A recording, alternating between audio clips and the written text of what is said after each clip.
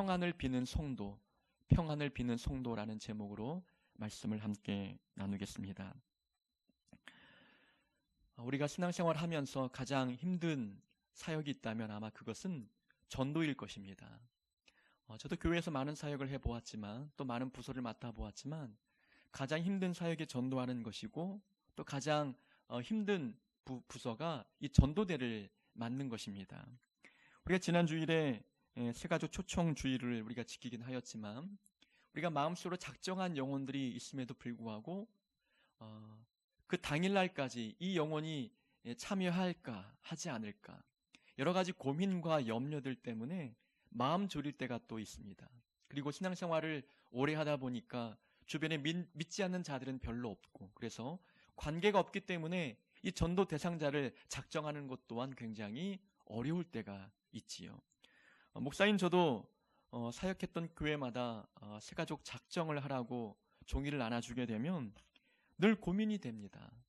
주변에 친구는 목사밖에 없고 또 신학생 전도사밖에 없는데 믿지 않는 자들이 가족과 친구와 친지를 찾아보아도 별로 없는 것이죠. 그럴 때마다 참 난감할 때가 한두 번이 아닙니다. 제가 어릴 적 초등학교 때 한 친구를 전도하기 위해서 교회로 좀 데리고 갔던 적이 있습니다.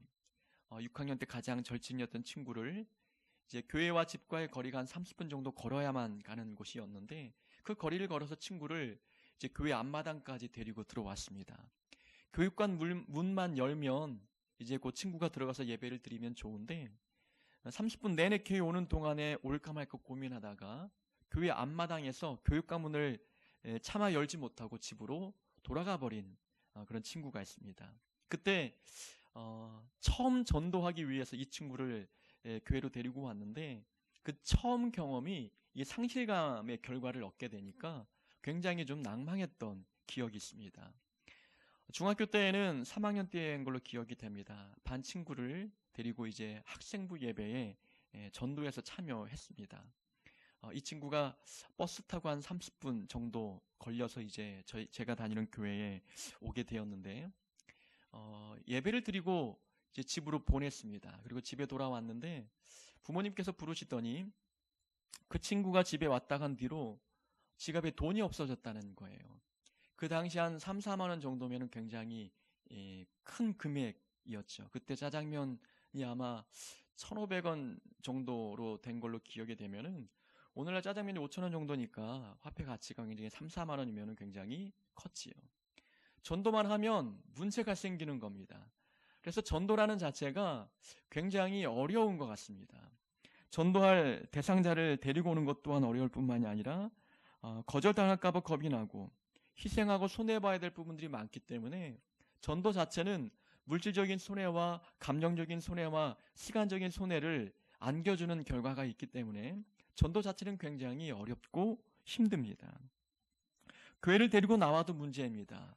이 새신자 내가 데리고 온 친구가 믿음의 뿌리를 잘 내려서 성장할 때까지 지속적으로 신경을 쓰고 돌봐야 되기 때문에 그 또한 굉장히 마음고생이 심한 걸 보게 되는 것이지요. 그래서 전도는 참으로 쉬운 일이 아닌 것이지요. 서두에 말씀드린 대로 전도 자체는 신앙생활에서 가장 어렵고 힘들고 많은 노력과 시간이 투자되는 사역입니다. 전도야말로 치열한 영적인 전쟁터에 놓여있는 사역이기 때문에 그렇습니다. 이것은 땅 뺏기의 싸움이거든요. 영적인 전쟁에서 사단의 영역을 우리가 침투해 들어가서 그곳을 하나님의 나라로 바꾸는 작업들이 바로 전도입니다. 사단의 자녀였던 자를 끄집어내어서 하나님 자녀로 만드는 것이 전도입니다. 그렇기 때문에 전도야말로 가장 치열한 영적인 전쟁입니다. 그래서 그 어떤 사역보다도 가장 마음의 부담이 크고 가장 마음의 때로는 거절감의 상처 또한 클 수밖에 없는 것이죠. 또한 성공의 확률이 매우 낮은 사역이 바로 전도의 부분입니다. 결과는 어떻습니까? 전도 열심히 하지만 결과 그 열매는 참으로 성공적이지 못할 때가 많지요. 우리가 기억할 것은 전도는 치열한 영적인 전쟁터에 놓여있는 사역이긴 하지만 이 전도, 영혼 구원이라고 하는 것은 내 힘으로 감당할 수 있는 영역이 아닌 것이지요. 모든 것이 하나님의 은혜와 하나님의 힘으로 가능한 것이 바로 전도 사역입니다. 열매를 거두는 것, 한 영혼을 구원해내는 것, 전도의 결과, 좋은 결과를 얻는 것 또한 그것은 내 몫이 아니라 내 힘에 달려있는 것이 아니라 하나님의 소관인 거예요. 그러니까 전도의 결과는 하나님의 소관이고 우리는 그저 전하는 것이 우리에게 주어진 의무라는 것입니다. 전도는 어찌 보면 어려운 일이지만 또 어찌 보면 쉬운 일이죠. 우리가 결과를 생각하고 어떤 열매를 생각하니까 전도를 어렵다고 생각하지만 우리에게 주어진 역할은 내가 경험한 하나님을 그냥 이야기하는 겁니다. 하나님 나라가 내 마음에 임한 뒤에 내 마음에 어떤 기쁨이 있는지를 그저 간증하는 것뿐이에요. 그러니까 내가 경험한 하나님을 전달하는 것으로서 내가 해야 할 사명이 끝나는 것이고 그 뒤에 벌어지는 많은 열매를 거두는 것, 결과를 도출해내는 것, 그것은 내 몫이 아니라 하나님의 몫인 것입니다. 우리는 하나님의 몫까지 신경 쓰고 또 그 몫을 내 힘으로 하려고 하기 때문에 부담이 되고 또 어려운 것이지요. 오늘 본문은 70인의 전도대에 대한 이야기가 나옵니다. 오늘 본문은 복음을 전하는 자들이 어떤 마음 자세를 가지고 복음을 전해야 되는지 우리에게 가르쳐주고 있는 말씀입니다. 예수님께서는 70인의 전도대를 세워서 하나님 나라를 전파하기 위하여 둘씩 짝을 지어 각 마을과 지역으로 보냈습니다. 70인이라고 하는 것은 문자적으로 70명을 뽑았다는 의미도 있지만 때로는 상징적으로 온 성도를 의미하기도 합니다.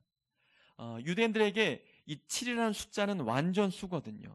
완전수에다가 10이라는 숫자는 모든 것이 꽉 찬 그런 의미를 담고 있는 숫자입니다. 완전수와 꽉 찬 어떤 의미를 담고 있는 숫자가 결합이 된 이 70이라는 숫자는 모든 것을 의미하는 거예요. 그래서 예수 믿는 모든 사람들은 주어진 사역이 바로 복음을 전하는 것이 되어야 함을 우리에게 보여주고 있는 것입니다. 그래서 본문에는 70인으로 되어 있지만 다른 성경에는 72명으로도 되어 있어요. 70명과 72명이 중요한 것이 아니라 이 숫자가 의미하는 것은 예수 믿는 모든 성도들이 복음 전하는 사역들을 감당해야 된다는 것을 우리에게 가르쳐주고 있는 것이지요. 자, 우리가 9장에 보면은 예수님께서 12제자를 짝을 지어서 각 마을로 파송했던 내용이 나옵니다. 그들에게 귀신 쫓아내는 권능을 주시고 하나님 나라 전파할 수 있는 힘을 주셔서 12제자가 각 마을로 돌아다니면서 복음 전했던 사건이 9장에 나옵니다. 그리고 오늘 10장에서는 70인이 따로 이제 세워져서 복음 전하는 일을 하고 있는 것이지요. 근데 12제자가 했던 사역과 이 70인이 했던 사역은 동일한 사역이었어요. 병자를 고치고 하나님 나라를 전파하는 거였습니다. 그거 보면은 예수님의 제자들이나 우리들이나 해야 할 사역이 똑같다는 것을 의미하는 겁니다. 12제자뿐만이 아니라 예수 믿는 모든 사람들은 단 하나의 사명을 위해서 이 땅에 존재하는 자들인 거예요. 하나님 나라를 전파하는 겁니다. 우리가 예배를 드리는 목적도 하나님 나라를 사모하는 거예요. 하나님 나라를 사모해서 하나님 나라가 내 마음에 임재하는 그 기대감을 갖고 예배를 드리는 겁니다. 하나님 나라가 마음에 임재한다는 그 자체는 하나님이 내 마음을 통치한다는 것을 의미하는 겁니다. 하나님 나라는 하나님이 다스리시고 통치하는 나라거든요. 그러니까 하나님 나라를 전파한다는 것은 하나님의 자녀 삼는 일이기 때문에 이 사역은 12제자가 했던 사역이나 우리가 해야 할 사역이나 동일함을 예수님께서 우리에게 말씀해주고 계십니다. 예수님께서 70인을 따로 세우시고 2명씩 짝을 지어 보냅니다. 3절에 보면은 갈지어다 내가 너희를 보냄이 어린 양을 이리 가운데로 보냄과 같도다. 예수님께서 보니 이 전도대들이 어린 양이라는 거예요. 근데 이들이 가야 할 전도 대상자들이 있는 그 세상은 이리떼가 가득한 곳이라는 겁니다. 그러니까 양을 이리떼에 보내는 예수님의 마음이 얼마나 걱정이 되겠어요. 우리는 전도라는 자체는 치열한 영적인 전쟁이 있는 곳이라는 겁니다. 양과 이리는 섞일 수 없는 존재이지 않습니까? 이리는 양들을 우호적으로 대하는 존재들이 아닌 거예요. 우리가 복음을 전하기 위해서 세상에 나아가는 것, 때로는 내게 주어진 신앙생활을 충성스럽게 감당할 때에 세상은 결코 우리에게 우호적이지 않다는 겁니다. 우리는 양이고 세상은 이리떼가 가득한 곳이기 때문에 그렇습니다. 절대로 신앙생활하는 우리에게 우호적이지 않은 세상의 모습을 보여주고 있는 것이고, 또 하나는 이리떼는 양의 목숨을 노리는 자들이지요. 그러니까 세상은 믿는 자들의 어떤 생명을 노리는 그런 위험이 있다는 것입니다. 우리의 믿음을 빼앗아가기 위한 위험들이 세상에 수도 없이 있다는 것을 우리에게 보여주고 있는 것이지요. 자, 우리가 살아가고 있는 세상은 이렇게 우리에게 우호적이지 아니하고 적대적입니다. 우리의 영혼을 죽이기 위해서, 우리의 어떤 마음의 믿음을 빼앗기 위해서 우리의 목숨을 노리는 자들이 이 세상에, 영적인 세상에 많이 존재하고 있습니다. 이러한 세상 안에 우리를 주님께서는 파송하고 있어요. 어린 양을 이리떼 가운데로 보냄과 같도다. 위험함에도 불구하고 우리를 보내시는 목적이 무엇이냐? 무엇을 믿고 우리를 그렇게 위험하고 우호적이지 않은 세상으로 보내시느냐? 자, 우리를 양으로 표현했다는 것은, 양에게 필요한 것은 목자입니다. 어린 양을 이리 가운데 보냄과 같도다. 비록 우리는 어린 양이지만 예수님께서 우리의 목자가 되어주심을 말씀하고 있는 거예요. 비록 양이지만 이리 가운데 보냄을 받음으로 인하여서 결코 위험하지 않는 이유는 우리에게는 목자가 있기 때문이라는 겁니다.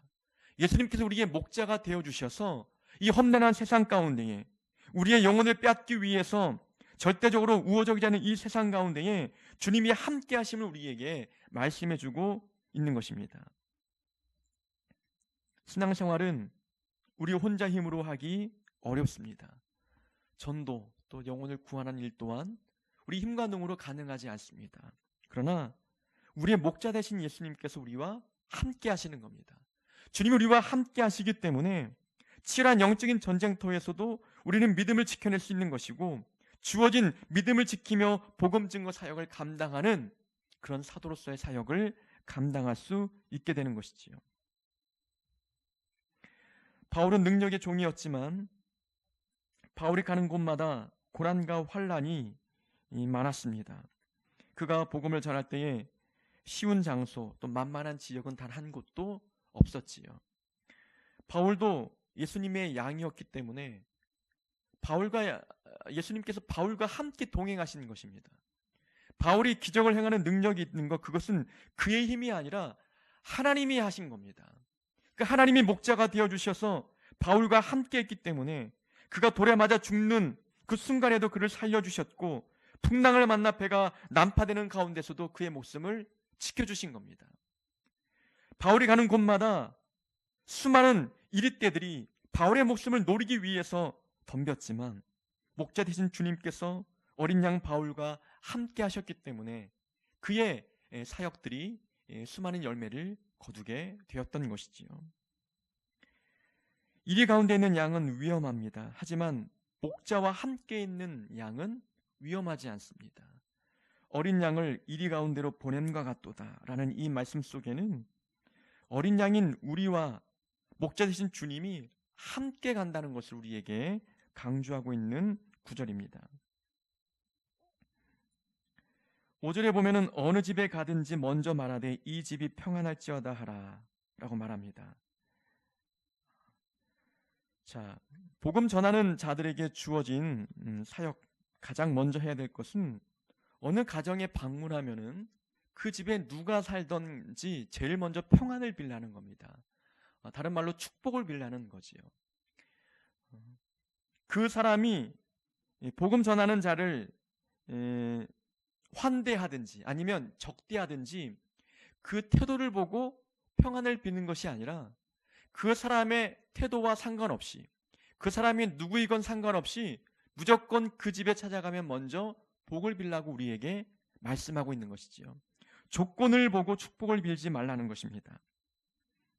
이것은 생명을 살리는 복음을 전하는 자들이 가져야 할 마음의 자세인 거예요. 우리는 하나님 나라를 전하는 자들입니다. 하나님의 영생이 우리 마음 가운데 있어요. 영혼을 살리기 위해서 우리가 세상에 나아가 복음을 전하는데 우리는 우리 마음에도 미운 사람이 있다는 거예요. 그 미운 사람을 보면은 복을 빌기 어렵다는 겁니다. 그러나 그것이 과연 생명을 전하는 자의 마음가짐이겠느냐라는 거예요. 비록 우리에게 상처를 주고 해코지를 한다 할지라도 우리가 해야 할 것은 그에게 복을 빌어주는 겁니다. 그것이 우리가 해야 할 사명임을 주님께서 우리에게 말씀하고 있는 거예요. 그 사람이 나에게 어떤 행동을 했건 어떤 말을 했건 그것은 중요하지 않다는 겁니다. 우리가 그저 복을 빌어야 될 의무만 우리에게 있다는 것을 보여주고 있는 겁니다. 그 사람이 복을 받을 수 있는 자격이 되는지 안 되는지 우리가 판단할 것이 아니라는 거예요. 주님께서 말씀하시기를 우리가 평안을 빌 때에 만약 그 사람이 우리가 빈 그 평안을 받을 만한 자격이 되는 사람이라면 그 평안이 그 사람에게 돌아갈 것이지만 우리가 빈 평안이 그가 받을 만한 자격이 되지 아니하면 그 평안이 다시 우리에게 돌아온다고 말씀하고 있어요. 자, 이 말씀에는 어떤 의미가 있냐면 만약에 우리가 빈 평안이 그 사람이 받을 만한 자격이 되지 않으면 우리에게 돌아온다. 그럼 바꾸어서 적용해 볼 수 있어요. 우리가 누군가를 저주한다고 할 때에 그 저주가 그 사람이 받을 만한 자격이 되지 아니하면 그걸 말하는 사람에게 돌아온다는 거예요. 우리가 복을 빌어줄 때에 그 사람이 받을 자격이 안 되면 복도 내게 돌아오지만 그 반대의 경우도 있음을 우리는 기억해야 되는 것입니다. 그렇기 때문에 내 기준으로 볼 때에 그 사람의 평안을 받을 만한 자격이 되는지 되지 않는지 우리는 판가름할 수 없다는 겁니다. 그것은 주님이 판단하실 것이기 때문에 우리는 그저 복을 빌어주는 것, 그것이 우리에게 주어진 의무임을 말씀하고 있는 것입니다. 예수님께서도 십자가 위에서 돌아가실 때에 당신을 못 박았던 자들을 위해서 기도하셨어요.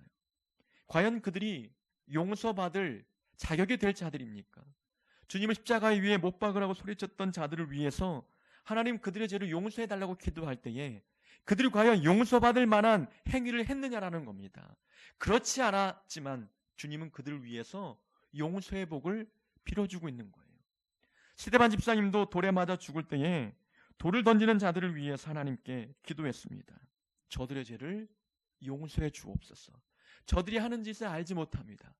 용서의 복을 빌었던 스데반 집사님의 모습도 우리에게 주어진 역할은 복을 빌어주는 것, 기도해 주는 것, 평안을 빌어주는 것 말고는 없다는 것입니다. 저 사람은 복받을 만한 자가 아니야. 저 사람은 우리가 복음을 전한다 한들 예수 믿을 만한 사람이 아니야. 우리가 그것을 알 수 없다는 겁니다. 섣불리 그렇게 말할 수 없다는 거예요. 우리는 그저 만나는 모든 사람에게 복을 빌어주는 것, 미운 사람이라 할지라도 원수라 할지라도 충분히 그렇게 하는 것이 우리에게 주어진 의무라는 것입니다. 만약에 우리가 평안을 빌어줄 때에 그 상대방이 받을 만한 자격이 되지 않아서 그 평안이 나에게 돌아온다면 여러분 어떻겠습니까? 우리가 그 사람을 위해서 평안을 빌어줄 때 대충 빌어주겠어요? 그 평안이 나에게 돌아온다면 과연 대충 그 평안을 빌어주겠냐라는 겁니다. 주님 우리에게 말씀해 줄 때에 귀한 영적인 교훈을 여기에 담아두고 계시는 거예요. 우리가 누군가에게 복을 빌어주고 평안을 빌어줄 때에 내가 받을 것처럼 하라는 겁니다. 내가 받을 것처럼 복을 빌어주는 것이 그것이 주님이 원하시는 삶의 모습이라는 거예요. 가식적으로, 형식적으로 그저 습관적으로 하는 것이 아니라 그 복이 나에게 돌아온다면, 그 저주가 나에게 돌아온다면 어찌 우리가 대충 복을 빌어주고 어찌 함부로 사람을 저주하겠느냐라는 거예요. 내가 받을 복처럼 빌어주는 것, 내가 받을 은혜처럼 그 사람의 은혜를 빌어주는 것, 그것이 바로 하나님께서 원하시는 삶의 모습입니다. 우리의 신앙생활은 그래서 어렵습니다. 나만 잘하면 되는데 그렇지 않거든요. 상대방에게도 복을 받을 수 있도록 빌어주는 역할을 우리가 해야 되는 겁니다. 근데 그것이 결코 손해가 아니라는 거예요. 나도 받지 못한 복 저 사람이 받으면 어떡할까? 그것은 우리가 상관할 바가 아니라는 것입니다. 내가 그 사람에게 복을 빌어줄 때에 그 사람이 복받을 사람이라면 내가 빌어주지 않아도 복을 하나님께서 주시는 거예요. 근데 우리가 복을 빌어줄 때에 그 사람이 받을 자격이 안 되면 나에게 돌아온다는 것입니다. 그러니 누군가를 위해서 복을 빌어주는 것은 결코 우리에게 손해가 아니라는 거예요. 그러니 우리가 마음으로 탐탁지 않게 여기는 사람이라 할지라도, 미워하는 영혼이라 할지라도 그를 위해서 평안을 빌어주는 역할을 우리는 기쁨으로 감당해야 되는 것입니다. 내가 받을 복이라면 충분히 기쁨으로 우리가 그 영혼을 위해서 복을 빌어줄 수 있게 되는 것입니다. 7절에 보면은 그 집에 유하며 주는 것을 먹고 마시라.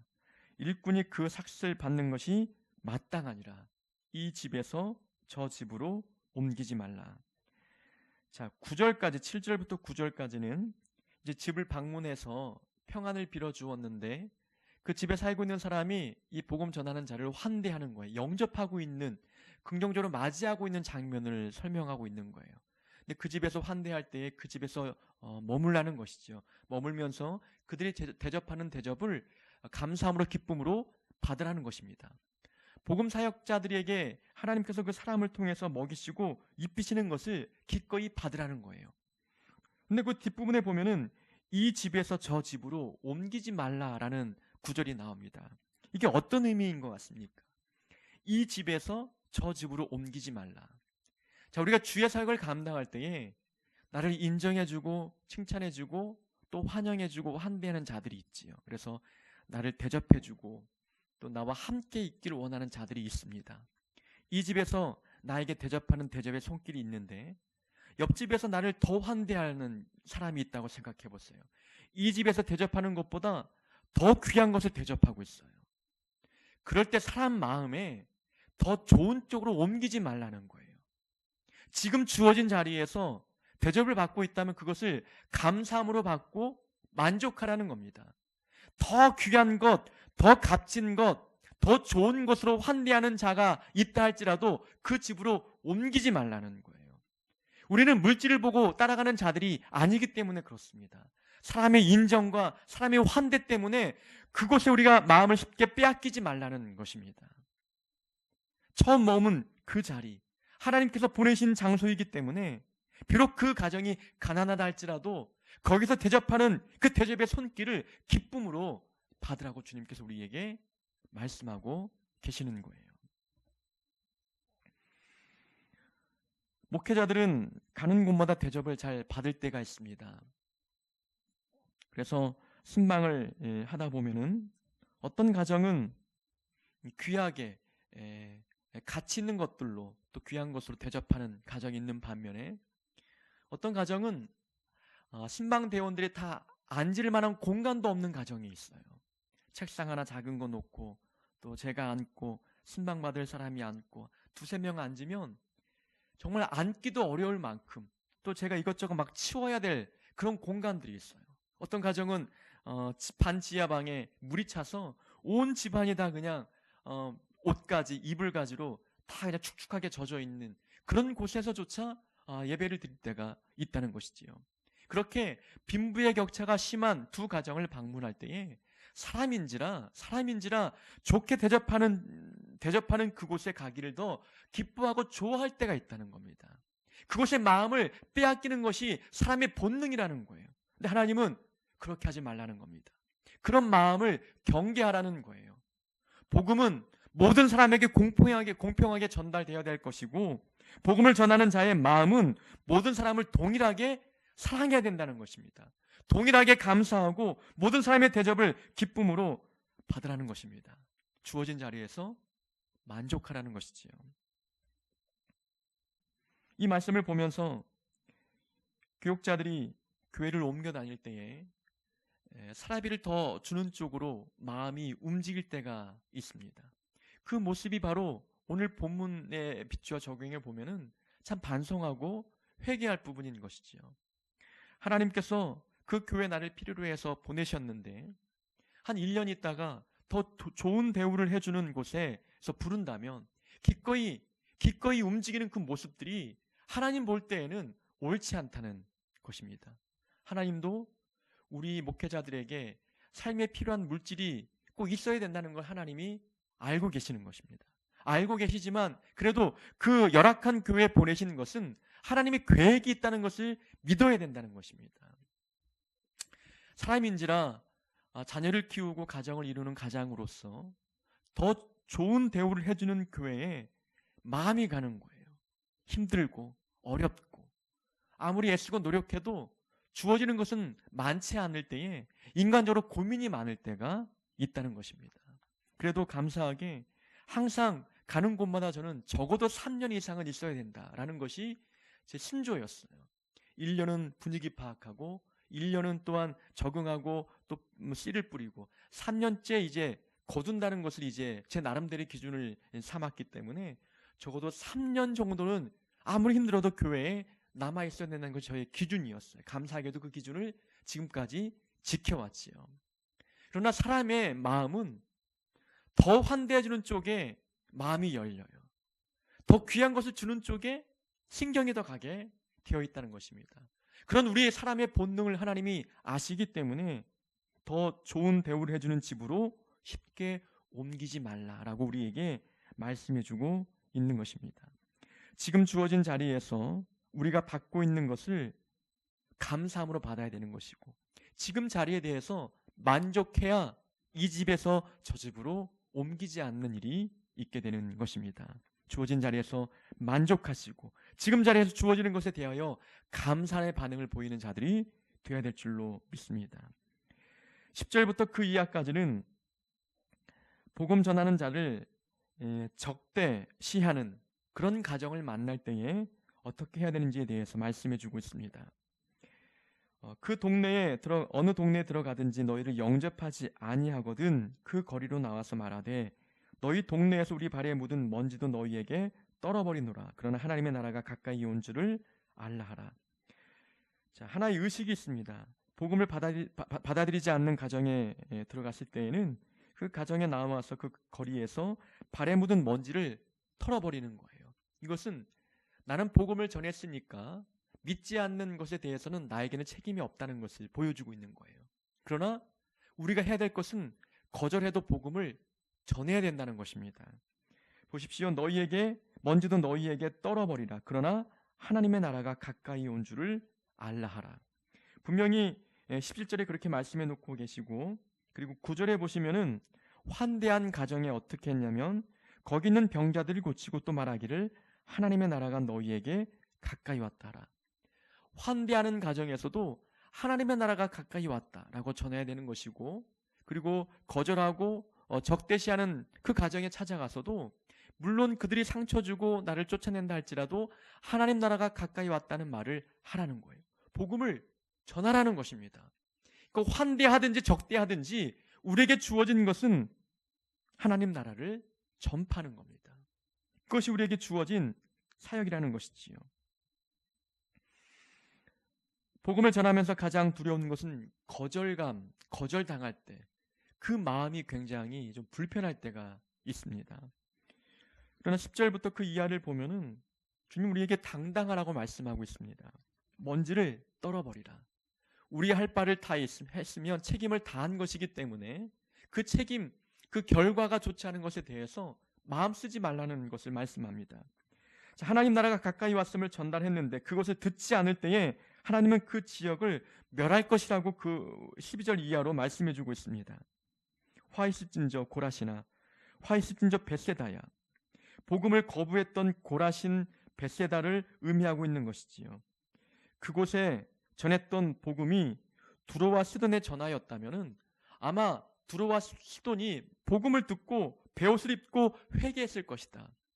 이방 나라, 이방 민족들도 복음을 듣고 회개할진데 많은 은혜와 기적을 체험했던 고라신과 벳세다, 가버나움, 많은 은혜를 경험하고 기적을 체험했던 장소가 복음을 받아들이지 않는다?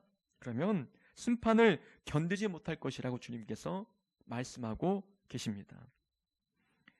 복음을 받아들이면 생명을 얻지만 거부하면 심판을 면하지 못할 것이라고 말씀하고 있어요. 우리가 잡고 있는 이 복음, 우리가 전하는 복음은 진짜 복음이라는 거예요. 영혼을 살릴 만한 힘이 담겨있는 복음이라는 것입니다. 이걸 거부할 경우에 심판을 면하지 못하기 때문에 그 사람이 이 복음을 거부한다 할지라도 복음의 위력이 줄지 않는 것을 보여주고 있는 것입니다. 복음을 받아들인 자에게 생명을 공급하는 능력 있는 복음이라는 거예요. 보통 우리가 복음을 전할 때에 거부하는 자를 보면은 위축될 때가 있습니다. 전혀 그럴 필요가 없는 거예요. 우리가 믿는 이 복음이 가짜가 아닌데 위축될 이유가 없는 거예요. 우리가 믿는 복음이 진짜 살아있는 복음인데 사람이 거부한다 할지라도 우리의 복음이 가짜여서 거부하는 것이 아니라는 거예요. 그들이 모르는 겁니다. 진짜를 모르기 때문에, 생명을 가져다주는 복음의 위력을 모르기 때문에 거부하는 겁니다. 근데 마치 우리는 거부당하면 부끄럽게 여길 때가 있어요. 의기소침해집니다. 위축됩니다. 결코 그럴 필요가 없음을 우리에게 말씀해주고 있는 것이지요.